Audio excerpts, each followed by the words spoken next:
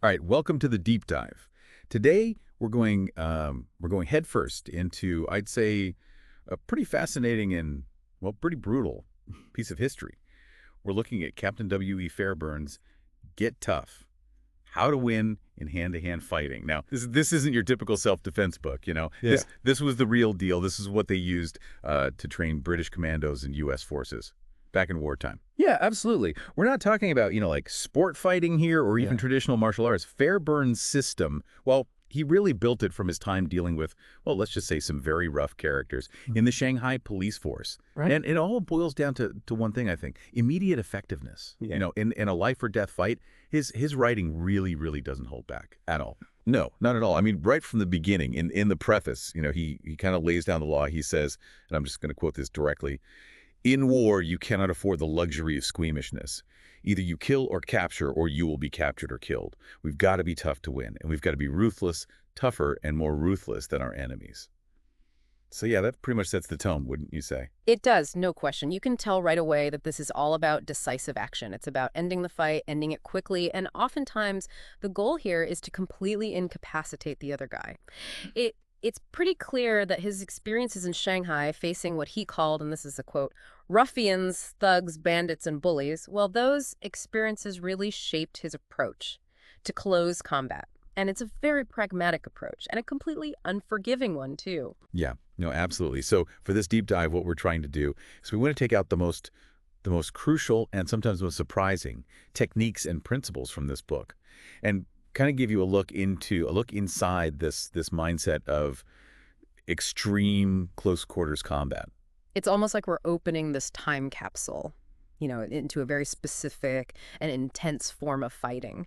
So we'll be looking at everything from the main blows, how to break free from holds, to the holds themselves, different throws, and even some pretty direct and practical advice, like how to use everyday objects like a chair or even a knife if you have to. Right. Like if you find yourself in that kind of Yeah, situation. exactly. We'll even talk about the smatch it. Have you heard of that? Oh yeah, that was Fairbairn's kind of signature weapon. Yeah.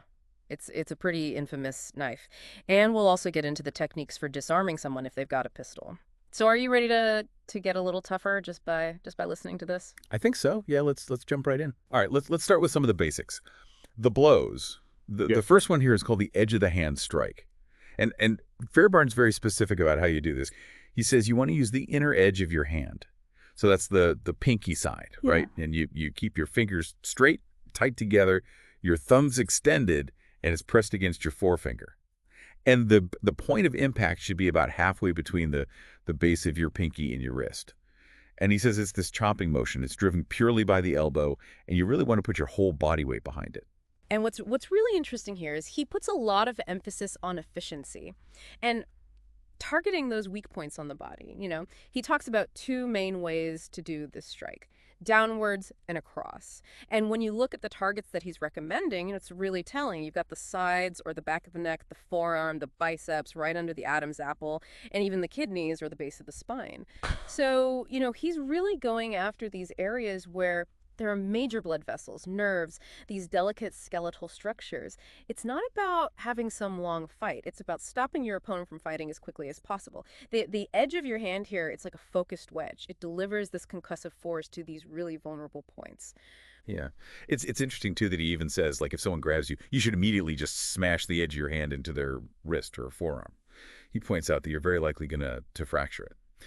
So moving on, we have the chin jab. Now, this is delivered upwards, with the heel of your hand full force, aiming right for the chin. And he says your fingers should be spread wide. And again, using your body weight is crucial. The mechanics of this are really key. He stresses that you start with a bent arm.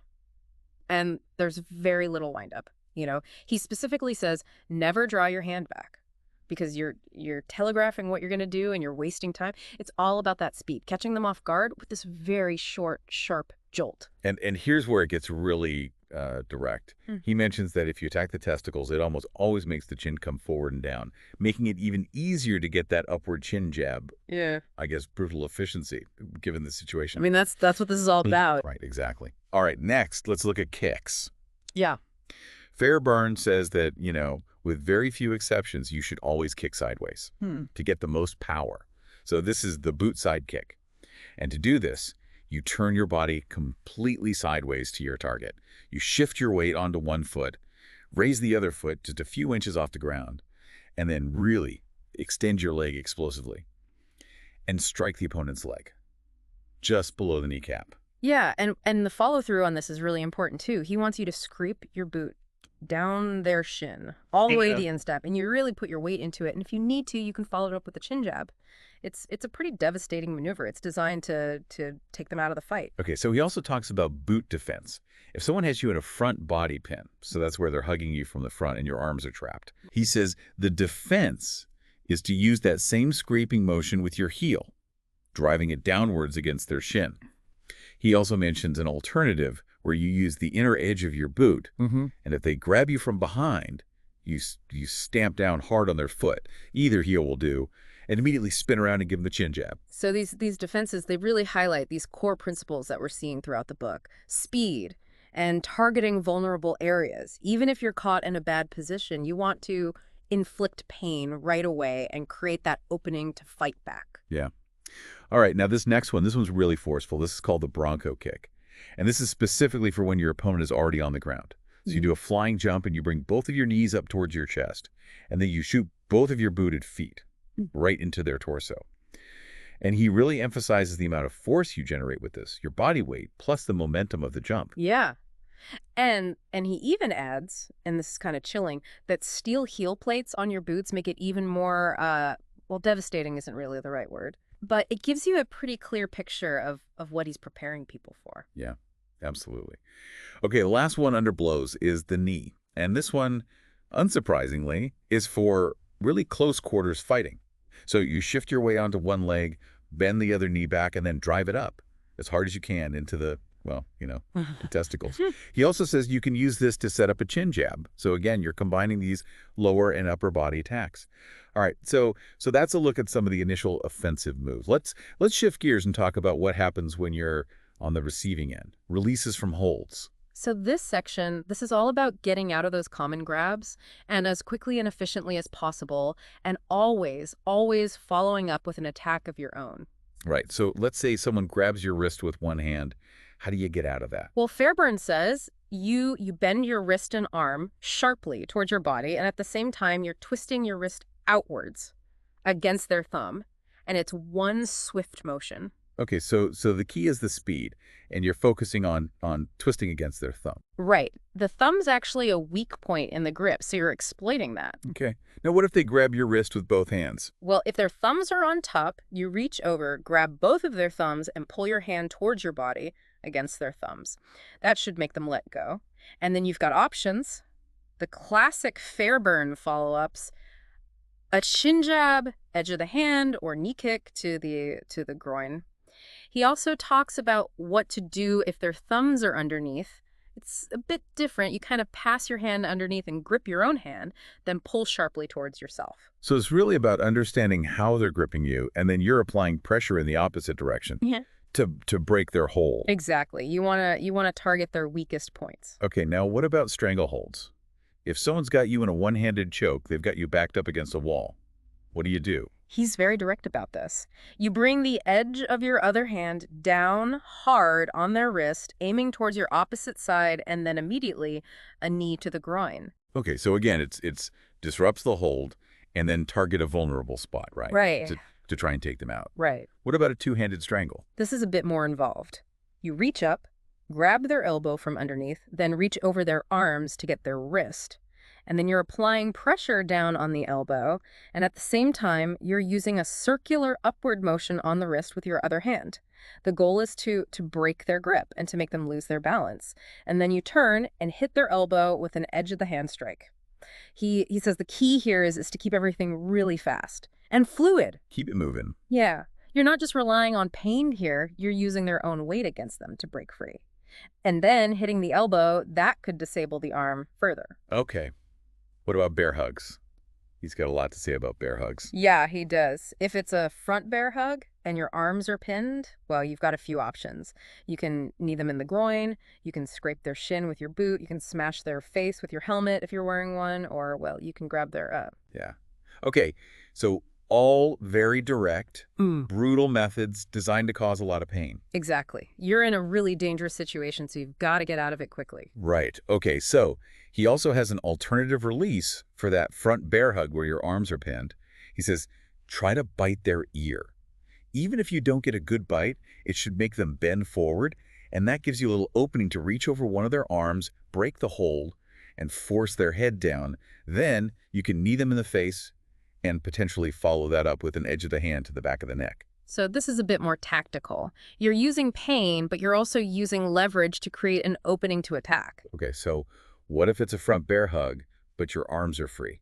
That's easier. You just put your hand in the small of their back and give them a good chin jab. And if you need to, you follow it up with a knee to the groin. Okay, so in this one, your arms are free, so you can get to those vulnerable spots easier. Right.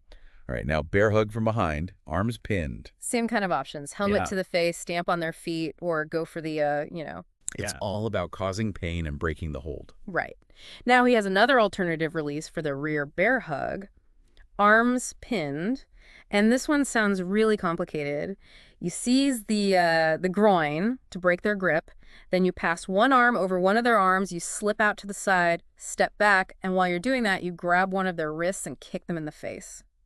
This is a lot of steps. You'd have to practice that a lot to be able to do it in a real fight. Yeah, I imagine so. All right, rear bear hug, your arms are free. Helmet to the face, if you have one. Stomp on their feet. You can also grab their little finger and bend it back hard, or you can try to just walk out of the hold. Walk out of it. Yeah. Okay. The little finger's really sensitive, and if you bend it back, it causes a lot of pain. And it can give you some leverage to escape. Oh, I bet. Okay. And last one, hair hold from behind. Okay, so you grab their wrist and arm with both of your hands, turn your body inwards to twist their arm, step back with one foot, and jerk their hand down and back between your legs. Then you follow through with a boot to the face. He actually mentions that you might pull out some hair doing this, but you know. You've got bigger problems, right? Right, exactly. You're using their arm against them and that backward movement to break the hold. And then you counter with a pretty brutal attack to the head. So you can see all these releases, they're very direct, they're often violent, and the point is to give you a chance to do even more damage. Okay, so we've seen how to strike, we've seen how to get away. Now let's look at gaining control. Holds. So first, the thumb hold. Fairbairn calls this the most effective hold known. And he says it only takes a few pounds of pressure to get someone to obey, even a really strong person. He claims you can actually lead someone around with this, even if they're resisting. He really stresses how much control this gives you. He even says you can use them as a shield, but it does take some practice to master it. It's not easy. Right. Okay, so how does it work? First, you put your thumb in and you grab their elbow. Then you step in close, turn your body, and you're using your forearm like a lever against their arm, applying pressure across their forearm and shoulder. Then you let go with one hand, you grab their fingers for more leverage, and then you press down on the back of their hand with your thumb. He also has this alternative method for if they're not wearing a helmet. You cup your hands over their ears and strike inwards. At the same time, he says it will probably rupture their eardrums and cause a concussion, and you can do it whether you're facing them or behind them. So the thumb hold is about pressure, very specific points, to get them to do what you want. Right. And that ear strike, that's another example of targeting a vulnerable spot for immediate debilitating effect. Right. Okay, next, the sentry hold. This one's designed to take down a sentry, silently, effectively. He says you have to be stealthy, and you need to know the sentry's routine. So you get close, about 3 or 4 feet behind them, and then you attack. You hit their throat with your forearm, and at the same time, you punch them in the small of the back, or their respirator case if they have one. You're hitting them with both of these blows at the same time, and the idea is to knock them out, or at least make them semi-conscious. And the key here is that you're stopping them from making any noise. They can't shout, they can't raise the alarm, and then you follow up with a strike to their mouth and nose to make sure of that. Yeah, and then he says you keep that hold and you drag them away. He even says that, and I quote, "The extraordinary effectiveness of this hold will be at once apparent if you get a friend to apply it on you with no more than 1/20th of the necessary force." Wow. Yeah. I can imagine that's not something you want to try. No, definitely not. It's a very efficient technique, but it's definitely a brutal one. Okay, so then we have the Japanese strangle hold. Now for this one, you come up behind them, you put one forearm across their neck, right on the Adam's apple, and then you bring your other arm behind them above their elbow, and you clasp your bicep. You put your hand on the back of their head, and the technique is to pull back with the forearm while you're pressing their head forward with your other hand. So basically, you're strangling them. He even mentions variations for if they try to grab your testicles or if they're taller than you. Yeah, this is a pretty classic chokehold. And it works by cutting off blood flow and air to the brain, which leads to unconsciousness. The variations are good because, well, things don't always go perfectly in a fight. Right, right. Now, there's also a version of this that you can do from the front. Oh, there is. Yeah, you face your opponent. Grab one of their shoulders, pull them towards you, and while you're doing that, you turn them. Then you bring your other arm behind them, above the elbow. Again, you grasp the back of their head, and you apply pressure. You're pulling back with your forearm and pushing forward with your other arm. He says because their legs are probably crossed, they're off balance, you don't need to use as much pressure as with the rear version. So you're using their off-balance state against them. Right, exactly. Okay, the handcuff hold. This one, you dive at the wrist, grab it with both of your hands, and you jerk it down. Hard. Then you swing their arm up towards their shoulder while you're twisting your body to get them off balance. You step behind them and force their wrist up their back in a circular motion. And you keep your grip and apply pressure downwards. He says this is good for moving a prisoner a short distance. But if you need to go further, you should switch to the thumb hold. So this hold, you're really using pain and leverage on the wrist and the shoulder to control them. Yeah. Okay. Now, Fairbairn really recommends specializing in this next one, the bent arm hold. So you grab their wrist, bend their arm at the elbow, and you press on their wrist to put them off balance. You step in, you pass one of your arms under their bent arm, grab their wrist with your other hand, and then force their arm up and in. And you apply a lot of pressure to the elbow joint. You even have the counter for if they try to resist. You straighten your fingers and thumb, and you press over your own wrist. So this is all about the elbow joint. It's very painful, and you can disable their arm very quickly. And the fact that he gives you a counter, it shows he's thinking about how someone might defend against this. Right. Always thinking ahead. Right. Okay, and lastly, under holds, we have the head hold. So for this, you approach them from the front, you hit the side of their neck with your forearm, slide your forearm around their neck, bend them forward while you're grabbing one of their wrists, and then you force the bone of your forearm into the side of their face while you pull down on their chin or temple with your other hand.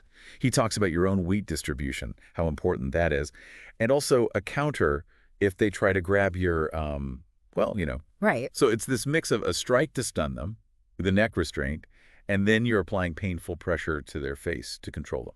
And even with this one, he gives you a counter. So he's really thinking through all these possibilities. So those are the holds. Some are for control. Some are for taking them out right away. Right. Okay, so we've looked at striking, escaping, and controlling.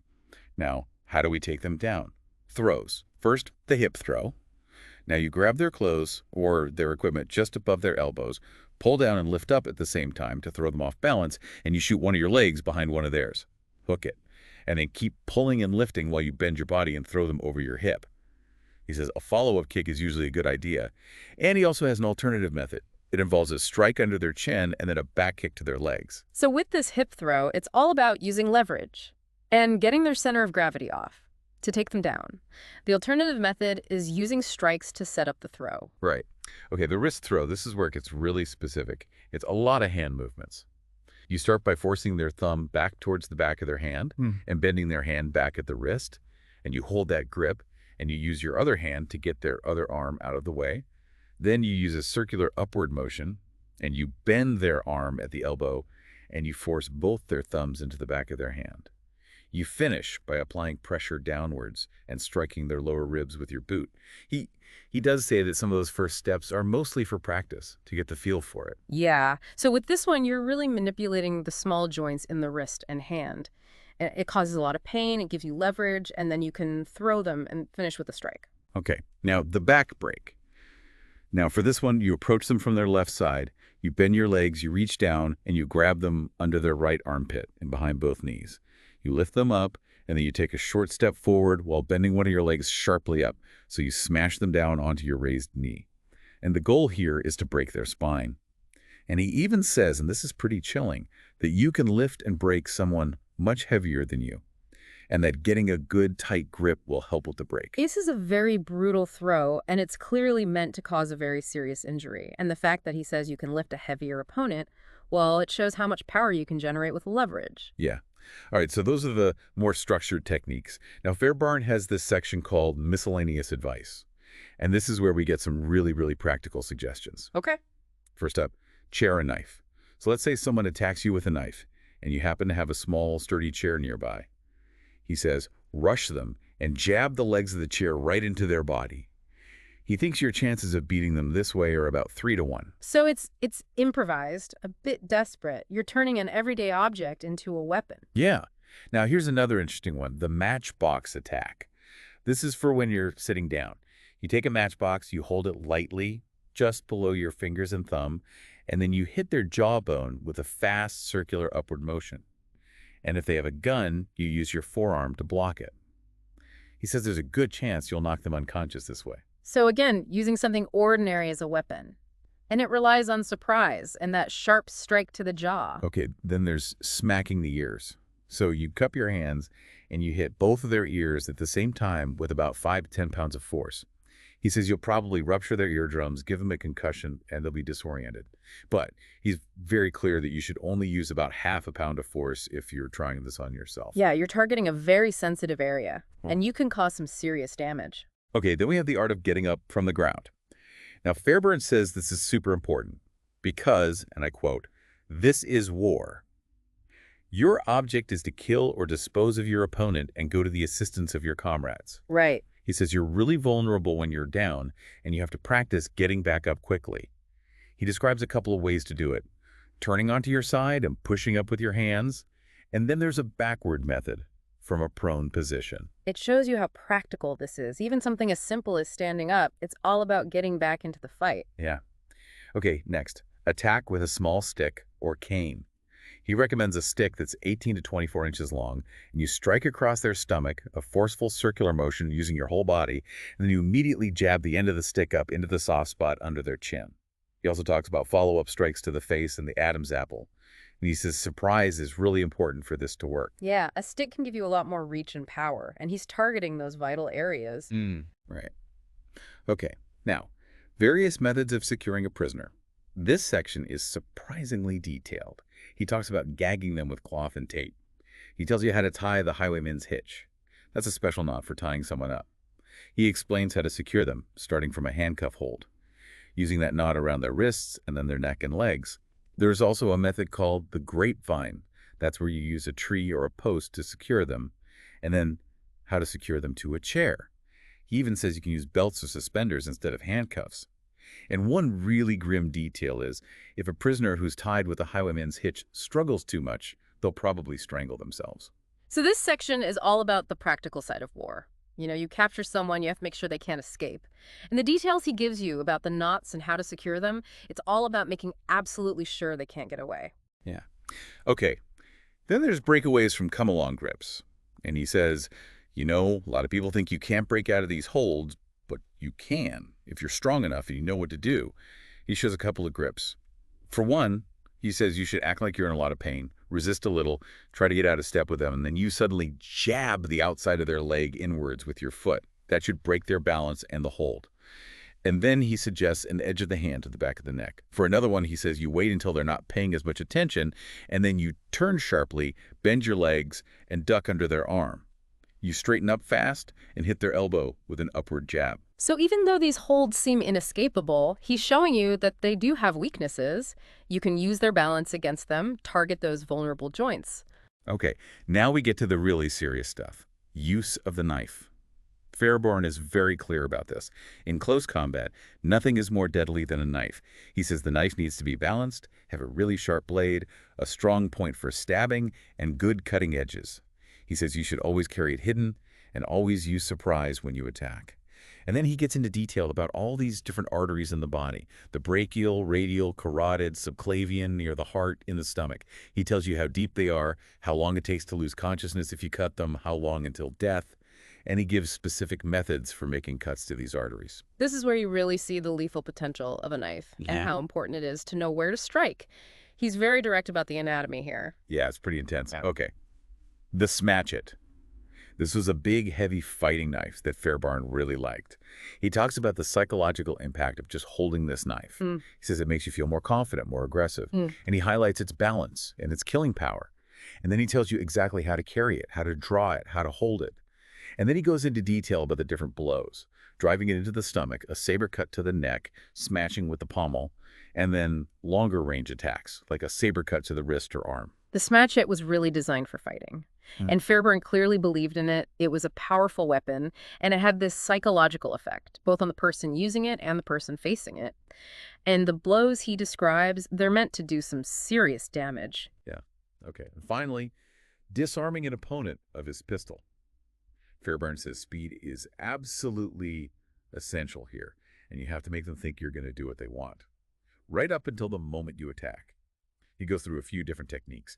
Disarming from the front, where you swing down and grab their wrist, turn your body sideways, grab the gun with your other hand, and then force the gun back while you knee them in the groin. There's an alternative method from the front, using your other hand for that first strike on the wrist. And then there's disarming from behind, where you lock their arm and then knee them in the groin and give them a chin jab. There's an alternative method from behind, where you use your other hand for the first move and you deliver an edge of the hand to their throat.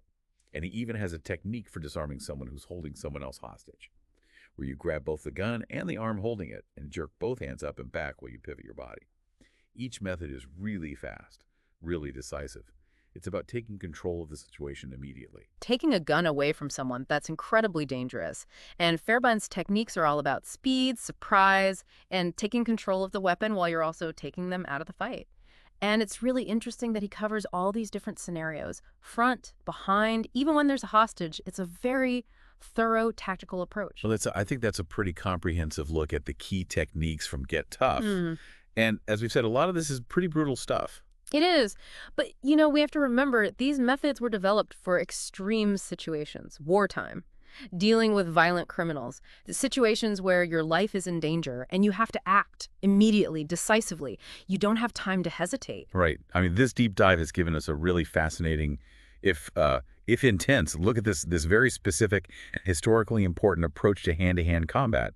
And it's really that focus on taking someone out quickly